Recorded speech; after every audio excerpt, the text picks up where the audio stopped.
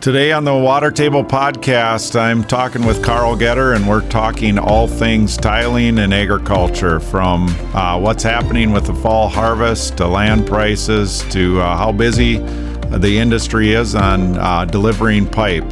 We're also just talking about the rural America and what it's like to live out here in rural America during a fall season when everything is thriving.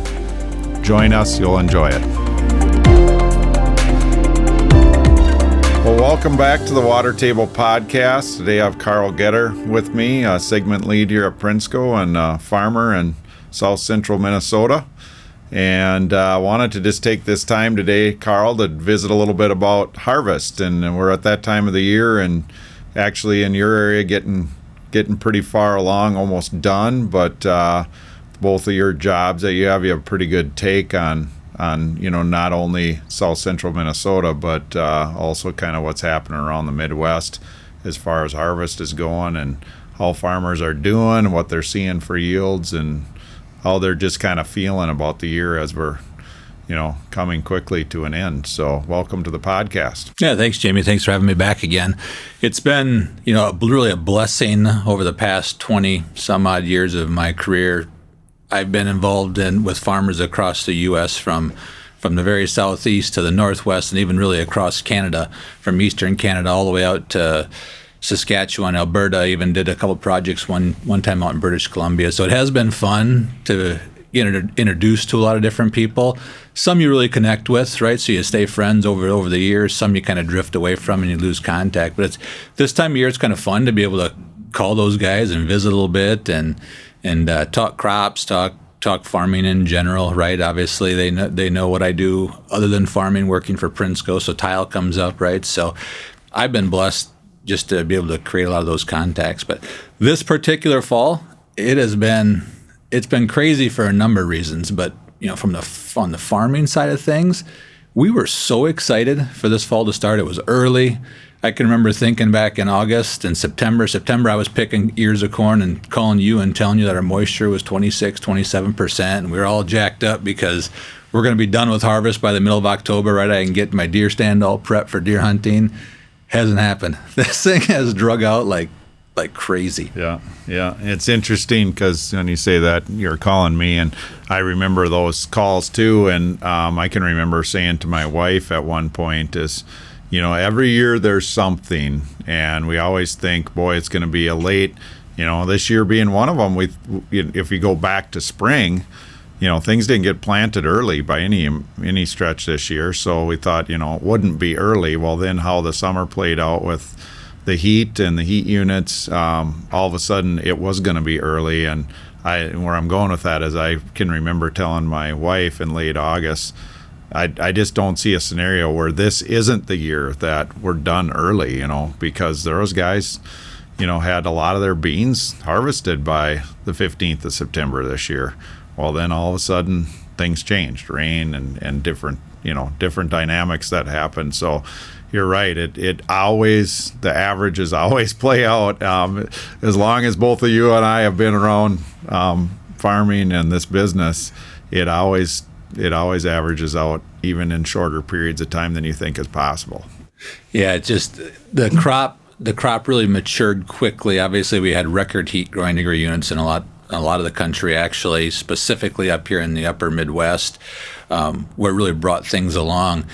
In the drought-stricken areas, so you take western Iowa, some of Minnesota, some of South Dakota, there's some speculation that when we started to get rain here again towards the end of August, I guess, a little bit of rain in September, now in October, that possibly the corn tried to regrow a little bit again and just kind of held on a little bit, because we really didn't see that nice drop in moisture in the corn as it matured through the end of September and October. But lots of other parts of the country, if you look at Illinois and Indiana, there was some variability there as well. There's parts of Illinois and Indiana that are pretty much buttoned up, and there's parts of Illinois and Indiana that really have some crop to come out of the field yet.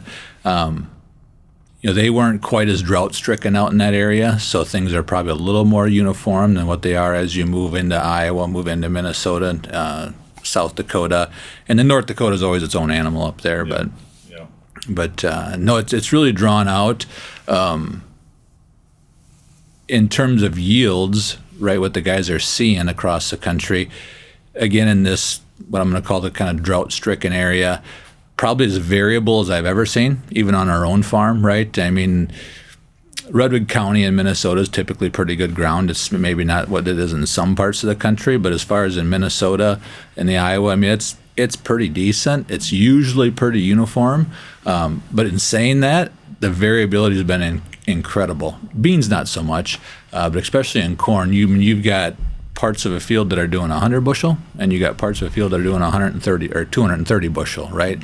Which we just don't typically see. The dirt that's underneath really made the difference this year, I think, right? I mean, if you have a good clay base underneath, it held on a lot better. If it maybe got a little light or a little loamy sand underneath and didn't hold the water quite as well, or didn't have the ability to wick water quite as well, I mean, it dropped pretty quick. So, I mean, in this neck of the woods, tons of variability.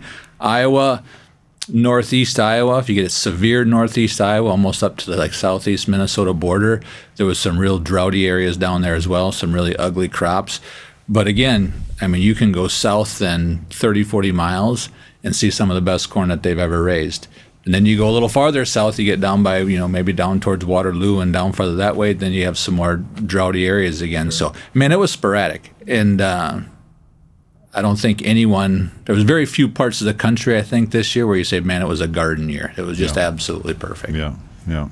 And it's interesting, too, even like you say, you don't have to go very far from where you live to, our studio here where we are today is an hour drive. And it was different here, or it was different, 40 miles west of here than it is here, too, just from the standpoint of a lot of variability. Obviously, it's going to be different in that amount of land and miles, but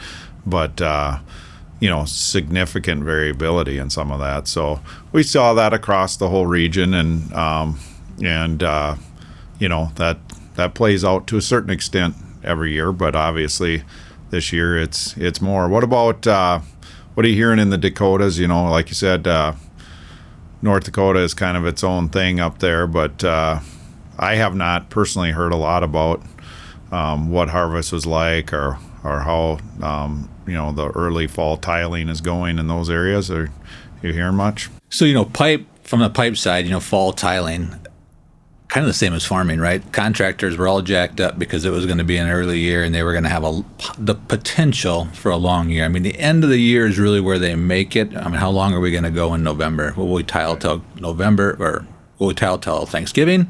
Or are we going to get maybe till Christmas again this year? So, I mean, that's a big part of how their year ends. But they're going strong in North Dakota. I mean, the projects have been nice size up there. There's been a good number of projects. I think contractors are, for the most part, pretty booked up for the year, if not booking in the next year already. I've had some conversations already about going into 2024. Crops were variable, but maybe not as bad as in some of the areas to the south. I haven't heard a ton on the sugar beets, other than that the pre-lift was really good. I haven't heard what the final results on the sugar beets have been.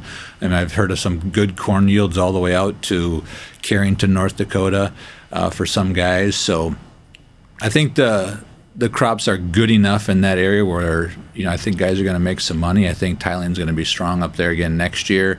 And, it all depends upon how many more days we get before the snowballs fly. I think it's supposed to snow up there today.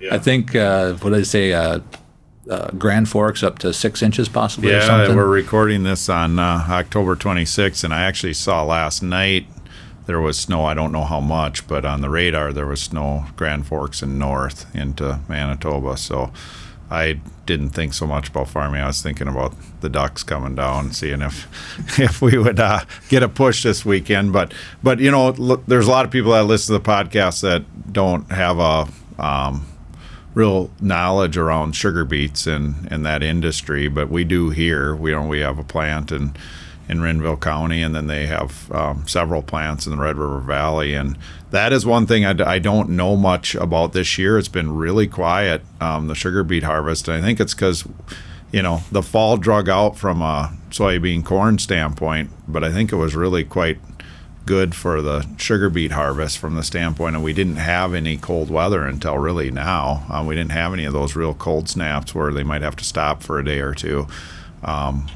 temperature-wise. And so I think that harvest went quite smooth, but I don't know that. They stopped a couple days, especially in the Renville area. They stopped a couple days because of heat. It actually got too warm, and we had some really warm days during early stages of beet lifting and also the soybean harvest. But since then, the temperatures I think have been conducive to lifting beets, and it seems like it just kind of happened. Really, no big issues. But yep. It's for those of that haven't seen that in the areas where we live. It's a big industry, and it puts a lot more trucks on the roads. And like you and I talked, which is just kind of an interesting conversation piece, is when you're in rural America, in our case rural Minnesota, and when everything's going that first couple of days or first week of harvest, when they're lifting beets and they're harvesting soybeans, and some guys are in corn, and all the activity, it's pretty remarkable, and kind of a neat thing to see if you haven't seen it. It should be like one of the wonders of the world, really. I mean, to think about all that stuff coming out, and growing up in Wabasso, and I don't care if it's Wabasso or any other small town across the country, really the whole community, the way my wife kind of hates this, right? Because it's like the whole community shuts down to some degree. I shouldn't say she hates it, but she just, it's something that's weird to her. But everybody rallies around getting the crop out, right? You go to church on Sunday and the priest gives a blessing for farmers, right? Or everybody who's got a spare guy, or some guy that's maybe he's a plumber in town, right? But in the night now, in the evenings, he goes out and drives a truck. So the way it just shifts, and when it's harvest, it's almost like it's its own animal, right? And then you got all the farmers, like you said, all the farmers on the road, and you got beet trucks on the road, and you got tiling contractors moving tiling equipment from one field to the next, right? So it's crazy. It's a crazy time of year. It's a fun time of year. Kind of like the culmination of all the things you've done all year long all come together at once. Unfortunately, it only lasts a month and a half, right? Right. So let's shift gears a little bit, Karl, to just the busyness of the tiling industry and Prinsco and our deliveries and where our customers and contractors are at now at this time in the fall, with how their work is going. Right. Yeah. I mean, the trucks hauling tile really adds to the number of trucks that are on the road. And this year, like we talked about a little earlier, it was maybe a sleeper getting started, just because that harvest did kind of get delayed a little bit, and it wasn't just a wham bam slam and we're done by October 15th. But all in all, I would say we're very comfortably busy right now. Contractors, like I mentioned earlier, I think they have a nice number of projects out there, and heck, a lot of them are even probably booked for the year. Some projects still coming in, but our plants are doing well. They're moving pipe. We're seeing volumes that are like you should see this time of the year in fall. I think it's going to continue on. We may still have our biggest spurt still in front of us, but all in all, the plants are performing well. Trucks are moving pipe every day, and we really don't have anything to complain about. Yeah, and I think historically, that's different for probably every area, but my focus is kind of where I live, of course. So in this central Minnesota area, I think like right now, the 24th, 25th of October for about 3 weeks is typically the busiest. When you say we might get busier, I think we will here. But if you just look historically, up until, and like you said earlier in this conversation around Thanksgiving, Thanksgiving is always kind of that weather vein. Can we make it till Thanksgiving, and anything after that's a bonus. So really no different than the farming piece. In tile, we talked about it being really should be a seventh wonder or eighth wonder of the world, whatever you want to call it, as far as how fast things come out. If you really think about how fast we ship when it's really going, right? And now we're going to get to the end of harvest here. We are in a lot of areas. We'll finish up in the rest of the areas. And then if the guys that had farmer plows, right, decide to go out and do some work, it has the potential to just get absolutely nuts here yet for for a while, and we could get some really nice weather yet. That's the thing. We're not late yet, right? We're sitting here on the 26th, is it today, or something like that, of October. So, we always have this early cold front move through, give us a little scare, right? Someone asked me one day, well, how do you decide, how long you think we're going to get to tile in the fall, right? You got all the old guys with the wise man's tale. You got this guy says, well, if the muskrats build their muskrat houses tall, it's going to be a bad winter. And then there's the guys with if the raindrops make puddles, whatever the case may be. And this is probably just as irrelevant as those, but over the years, I've been kind of watching this in the tiling industry for 20 some years. We talk about averages, right? Yeah. So I always look out west. And when the mountains get their first snow, right, their first real big storm, then it seems like about 2 weeks later, you'll see that one move into Rapid City. Rapid City gets their first big dumping, right? And I get the Sioux Falls Weather Channel, so I see when that happens. And then usually we get a couple weeks left. So we could have some real nice weather, and we could easily have 4 to 5 weeks of strong digging here in front of us. Yeah, It's funny. I was smiling because we're talking on 26th of October. This is released, I think, the 4th of November. But and the forecast for the 4th of November here in Minnesota is pretty darn cold. And yet the reality of it is, both you and I have memories and think about like weather from deer hunting time. So we've been both out deer hunting and that November 15 time where it's been 65 degrees. So usually if you have a cold snap in October, it warms up again. Sometimes if it's mid-November, then you're kind of there till March. But I'm pretty sure we're going to get warm again. There's very few years that you don't make Thanksgiving, right? Yeah. Especially in southern Minnesota. Yeah. Years ago, I shouldn't say that many years ago, but you go back to the early 2000s, and I remember selling tile at that point, and contractors were a little smaller then, right? So a big deal was Thanksgiving, because a lot of the contractors had their kids coming home from college or whatever the case may be, and they were going to have a decent crew, right? Yeah, so hey, make sure we get enough pipe over the weekend for the Thanksgiving weekend. So that's maybe changed a little bit just with some of the guys getting bigger and giving people off for some holidays, but we'll ship some more pipe for sure. How about, what are you thinking about next year and how you see this commodity price thing, and then how are farmers thinking about that, number one? And then the second part of the question is really, on the drainage side and the tiling side, what's kind of a preliminary outlook to 2024? So I would say this year, as we're getting close to the end of harvest, I think farmers are just kind of trying to digest 2023, right? They've produced probably the most expensive crop they've ever produced in forms of input costs. Yields, right, are, I would say, pretty good in most areas. Some areas better than others. Probably not a ton of record yields across the country, but all in all, I'd say they're pretty good. Commodity prices have held in there. We're definitely down from where we were. Trading kind of flat right now. We had a downturn. I'll probably get my dates wrong here, but maybe 2 weeks ago, and then we had a little rally here about a week ago or so. Now it's come back off a little bit. This will be a year where your marketing really played a big role in what you had left at the end of the year. Not that that isn't the case every year, but maybe a little more pronounced this year. There's definitely, the guys are going to make some money. So as we roll through into drainage, bring that forward. What is drainage going to look like in 2024? I think interest rates might play a bigger piece of that than maybe even revenue from 2023. Which, if farmers have to make money to spend money. They make money, they typically spend it. Banks like drainage projects, so typically that's something they'll spend it on. But there seems like a little bit of an uneasiness right now. Inputs have come down a little bit, so our crop next year won't be as expensive as the one we had this year, I don't think, unless something really changes here quickly.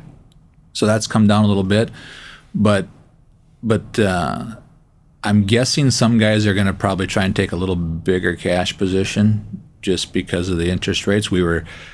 I was, and I think probably some other guys under the same assumption that we'd see some pullback on the interest rates by the end of the year, but I haven't really seen it yet necessarily.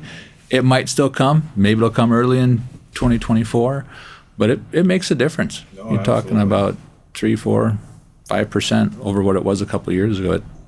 that makes a difference. Yeah, I just, nothing to do with this conversation, but it plays into what we're talking about. As I was reading something last night around, if you bought a new car and paid $40,000 for it, it got a loan for $40,000, that car is going to cost you $10,000 more than what it cost you in 2021 for the same loan, because there were basically 0% interest loans, and now they're in the nines for a car loan. So, all that affects farming, whether it's equipment or whether it's, I'm sure that isn't something I thought about, so I'm glad I asked the question, but I'm sure that is going to play a much bigger factor in 2024 is the interest rates. How about any thoughts, just personal thoughts on land values and what's happening with farmland? Haven't seen a lot sell lately. Been a few pieces that have sold, but it feels like that we've come off some of the highs, and in a lot of cases, you're still seeing the onesie twosies in the newspaper, right, that are setting some records. I think there was just one in Missouri that went for just an outrageous amount of money. But I haven't seen a ton lately sell. I don't know necessarily if we'll see a huge pullback, right? Just because guys are still making money, right? And the stuff that's selling, if there's not a lot selling, you probably get the right buyers in the room, maybe, right, to help drive that or keep that price up a little bit. But I do think it's going to come off a little bit. Yeah. I wouldn't be surprised to see, the average, and especially for ground that's not perfect. If you have a good piece, right, well drained, lays nice, a big chunk, right, that means a lot these days. I mean, people aren't necessarily looking for 40s, right? They're looking for quarters. If you have a nice piece, you're still going to get good money for it. But if it's marginal for any reason, I think that top's going to come off, and it wouldn't surprise me to see maybe 1,000, 2,000 an acre erosion off of what it was bringing 6-12 months ago. Yeah, I would agree with that. And the one thing that definitely has changed is the investors are out of the market. It's farmers buying farmland right now, and for obvious reasons with the interest rates, and so you get a great piece, and there's two farmers that have the wherewithal to buy it. It's probably still going to go pretty high, but if they don't want it, that investor's not there either. So it could erode quite a bit. Depends who's in the room. Yeah. Or online, I guess, these days. You don't have to be in the room, but online. Yeah, exactly. Well, thanks for joining me today, and let's keep the conversation going as time goes on, and keep talking about what's happening in rural America with our industry and with farming. Thank you. Thanks for having me. Well, thanks for listening to this episode. I have so much fun recording these. I hope you have as much fun listening as I do recording. These episodes are available on all major podcast platforms as well as YouTube. So find them and download them when you can. Thanks for joining us.